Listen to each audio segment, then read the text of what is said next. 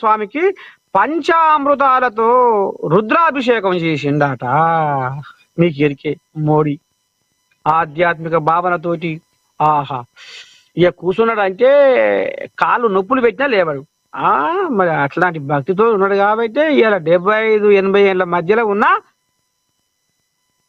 వశ్యోని లెక్క యువకుని లెక్క సాహసం చేసుకుంటా దేశాన్ని వెళ్తుండ్రు. మరి ఏందనుకుంటున్నారు? ఒక్క తిరుగుడా ఒక కథ. అటు బయట దేశాలు తిరగాలనా, సముద్రాలు దాటి దేశాలు తిరగాలనా, ఇక ఇటు మళ్తే మన భారతదేశంలో కూడా అన్ని రాష్ట్రాలను చూసుకోవాలనా. చిన్న కథ మరి చిన్న వ్యవహారమా. ఇక మరి బ్రహ్మరాంబాదేవికి ఖడ్గమాల సమర్పించిందట. కుంకుమార్చన పూజలు చేశారు. అనంతరం శివాజీ స్ఫూర్తి కేంద్రాన్ని సందర్శించారు. పక్కనే ఉన్న శివాజీ స్ఫూర్తి కేంద్రాన్ని కూడా దర్శనం చేసుకుంటాట. ఇక పోతే ఏపీలో డబల్ ఇంజన్ సర్కారు. అమ్మో, ప్రధాని మోదీ వేసింది దెబ్బ. ఆత్మ గౌరవం సంస్కృతికి నిలయంగా ఆంధ్రప్రదేశ్ ఉందని ప్రధాని నరేంద్ర మోదీ అన్నారు. కర్నూలు శివారులోని నన్నూరు వద్ద సూపర్ జిఎస్టి సూపర్ సేవింగ్స్ పేరుతో ఏర్పాటు చేసిన బహిరంగ సభకు governor justice Abdul Nazeer, CM Chandrababu, deputy CM Pawan Kalyan, IT శాఖ మంత్రి నారా లోకేష్ తదితరులు ఇక ఈ రకంగా ఇక మరి పాల్గొన్నారట. మొత్తానికి ఆంధ్రప్రదేశ్ రాష్ట్రంలో ఏ అయితే అభివృద్ధి పనులు ఉన్నాయో, ఏవైతే శంకుస్థాపనలు ఉన్నాయో, అనేక కార్యక్రమాలకు హాజరయ్యి శంకుబండ నాటి కొబ్బరికాయ కొట్టి ఊదిబత్తీలు ముట్టించిండట. ఎవరు? మోదీ. మొత్తానికి 13,000 పైచిలుకు కోట్లను ఇగో మీకు ఒప్పజెప్పిపోతున్నా, ఇగో ఈ పని శంకుబండ నాటిపోతున్నా అనేది మాత్రము జరంత భరోసా కలిగే విధంగా మాట్లాడిందట. ఇక మరి ఇప్పటికే మీ విశాఖపట్నానికి గూగుల్ తీసుకొచ్చినామంటే ఇక మరి ఇవాళ ఈ ఏపీ దిక్కు భారతదేశమే కాదు ప్రపంచ దేశాలే చూస్తున్నాయి అనేది కూడా యాద్ చేసి 2 ముచ్చట్లు మాట్లాడినాడు అన్నదా మోదీ.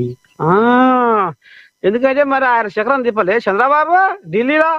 అట్లయితేనే మరి ఈ కోళ్ళకు ఈ కుర్చీ దక్కింది, లేకపోతే ఊసిపోవు. అందుకనే ఇక అప్పుడు లోపలి కథ ఏం నడిచిందో ఇక ఇప్పుడు అన్ని బయటకు వస్తున్నాయి. మొత్తానికైతే ఏపీకి ఇక మోదీ ఇంతో అంతో జర నూకపోతుంది వరద. ఏం చేద్దాం మరి, ఇక మన తెలంగాణను కొంచెం దూరం పెట్టినట్టే ఉంది కథ. ఇక ఇది ఏపీ కథ ఇది. ఇక పోతే ఇంకేం కథ ఉంది?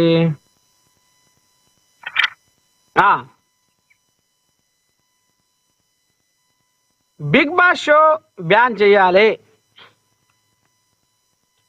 సినిమా బొమ్మలు చూసి సిగ్గు విడిచి తిరుగుతుండ్రు, రాయరంకు మాటలతో బరిదగించిపోతుండ్రు, గౌరవ మర్యాదలన్నీ గంగలు గలిపేస్తుండ్రు.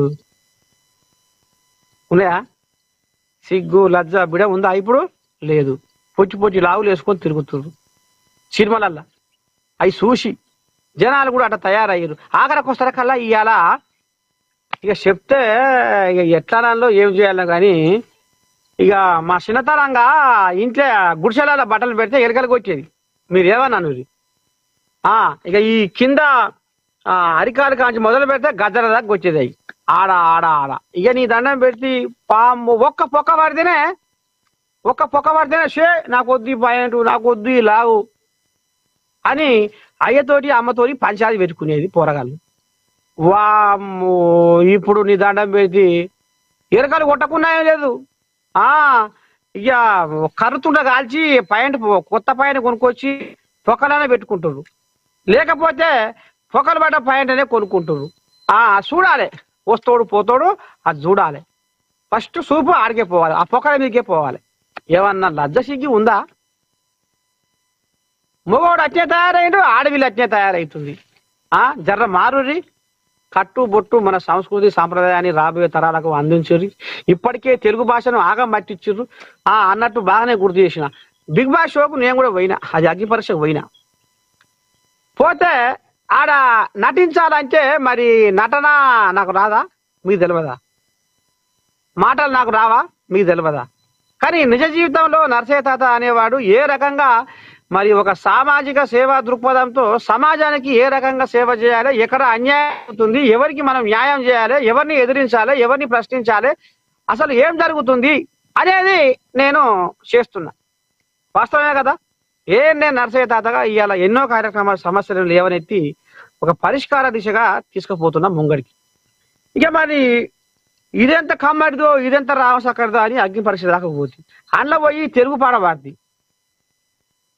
మన తెలుగు మల్లె పువ్వులా పరిమళించెరా, ఈ తెలుగును శ్వాసిస్తూ మనసు పులకరించెరా.